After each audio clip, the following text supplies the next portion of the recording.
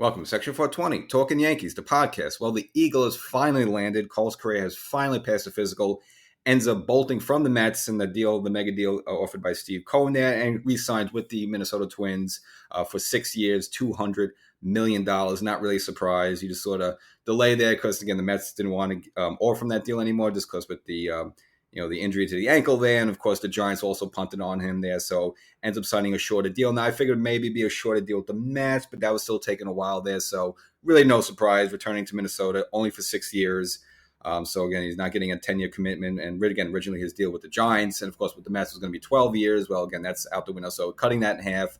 I guess the Twins felt comfortable with him at least for the next 6 years, so it's a 6-year deal for $200 million. Now there's other little perks in there, some vesting perks, so at the end of the day, it might come out to about for another $70 million. So it could be as high as $270 million, but obviously he's not even close, in terms of the years that he wanted there. So for him, 28 years old. So I guess, his life is covered until he's at least 34, 35 years old, and we'll see where he is at that point. So he ends up with the Twins. And I did kind of mention that does, affect the Yankees a little bit because if he doesn't go to the Mets, could end up back in the American League and with the Twins. Now, again, the Yankees, since they're in the Central, and plus, there's going to be a new schedule next year with all the National League teams that the Yankees are going to be playing. So not going to see the Twins a lot. And again, being in the Central, generally, it's always like 4 over there and 4 here, or 3 there, 3 here. So, head to head, not a big deal. But of course, him being in the American League does affect, again, the Twins there. Now, the Twins as a team with him last year weren't spectacular, a record of 78 and 84. Again, that's with Carlos Correa.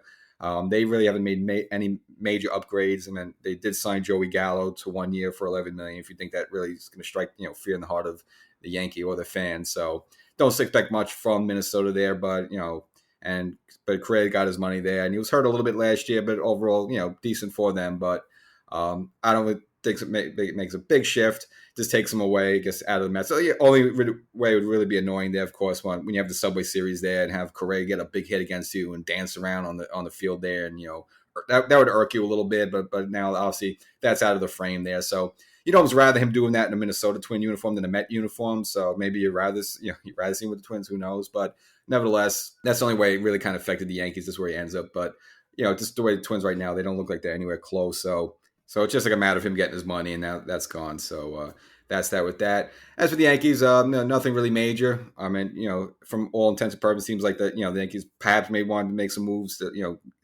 ship out Hicks, but it doesn't seem like there's any takers there. So at least at this point, it looks like he's going to be there for the Yankees opening day. So perhaps he's your left fielder. He's going to be in the mix there with Oswaldo Cabrera there. I don't know who's going to take the Hicks contract in 33. So it's about 2 years left, making a lot of money. Past couple seasons has been banged up, so unless the Yankees include something really great, no one's going to take that in. So no surprise there. And as well as you're probably again looking at Donaldson as your third baseman, and just hope he has a bounce back year. Just put a full year pinstripes under his belt there, and he's going to have a full spring training. And Boone kind of gave him the excuse a little bit just because remember there was a late start of last season just because of the potential the player lockout, I guess. So, there wasn't a full spring training. So now you figure, all right, he's a veteran player. He's got his little systems there. He's got his routines. And maybe now having a full spring training coming up this season, maybe he'll have a better 2023. We'll see. Again, that's kind of the excuse Boone threw out there at the end of last season. But pretty much the Yankees look like they're intact there. So, again, the only major news you would say is Carlos Correa will now be with the Twins. And, Met fans, they still had, Mets still had an pretty awesome off season. So I don't think they should really complain there. But of course, if you're a Met fan, I can understand just that little extra, cherry on top would have been Carlos Correa, but nevertheless, he's gone. So that's that with that. Other news, not really too much. Just, reading some stuff about Tom McKinley. Of course, he signed a 2-year deal with the Yankees. Seemed like he was always pretty close to joining the Red Sox. But then it gets at the last moment, I guess he had a decision between two, and he felt more comfortable going back for the Yankees just because he was, obviously was a Yankee before, familiar with them.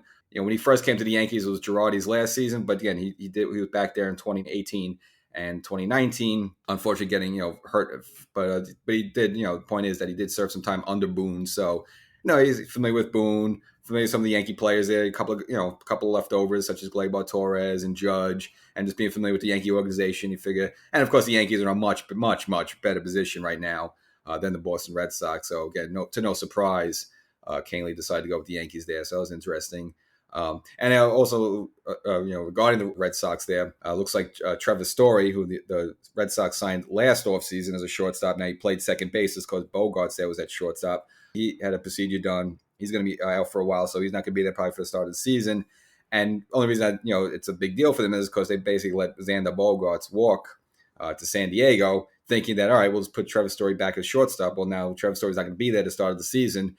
So now it just makes that, losing Bogarts even, that more painful. And just, again, really kind of confusing what's Boston's doing up there.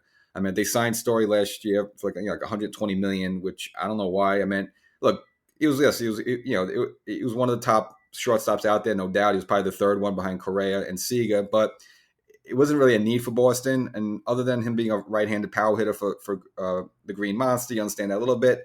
He was like a 250 type hitter and playing in Colorado, which, those stats are all inflated.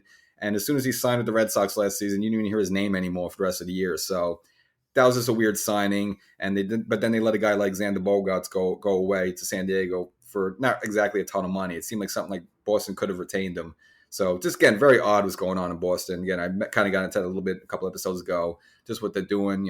They trade away someone like Mookie Betts, but they spend money like on someone like Trevor Story, which just doesn't make any sense at all. So again, not really sure really what's going on up there in Boston.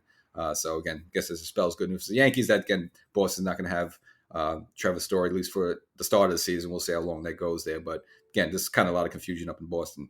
So that's the episode. Not a ton going on much. Just, I guess, the headlight is Carlos Correa finally passes a physical and only gets 6 years because no one wants a long-term investment on that, ankle, the troubled ankle, again, supposedly from an injury back in 2014 that just both the Giants and the Mets staff just didn't feel comfortable giving a long-term commitment to, but at least it seemed that Minnesota was okay with 6 years. So there you go. So that's the episode. So make sure you subscribe to this podcast. There's more coming up. We'll catch you next time.